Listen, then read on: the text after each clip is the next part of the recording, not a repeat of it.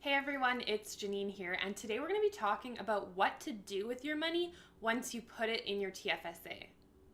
I have a lot of friends that have contributed thousands of dollars, maybe even tens of thousands of dollars to their TFSAs, which is amazing, and I'm so proud of them. That being said, once the money's in your TFSA, you need to do more with it than just let it sit in cash. When your money is sitting in cash in your TFSA, if you're lucky, it might be earning 1 or 1.5% depending on your financial institution. Inflation is around 2%, so if you do the math, you can see that you're losing money by keeping it in cash within your TFSA. The power of the TFSA is really unlocked when you start to invest and grow that money for long-term wealth. The TFSA stands for Tax-Free Savings Account, and it will do just that.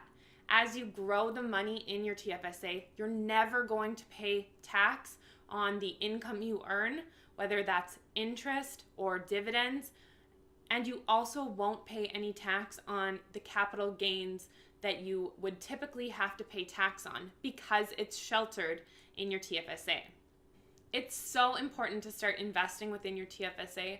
And for new investors, I'd recommend things like mutual funds, ETFs, or index funds. These are incredibly well-diversified funds that are going to help you grow your wealth for the long term. You're going to see returns around 7, 8, 10, 15% within your TFSA as opposed to that 1 or maybe 2% you'd get if it was just sitting in cash. If you're wondering how much of the money in your TFSA should be put into equities such as ETFs or index funds, the general rule of thumb is 100 minus your age. That number is the amount that you should be investing in equities. If you're 30 years old, then 70% of your portfolio should be invested in index funds or ETFs or mutual funds. The Canadian couch potato is a great place to go for new investors to find the breakdown of Canadian, international, and bond funds that are well diversified and pay low fees.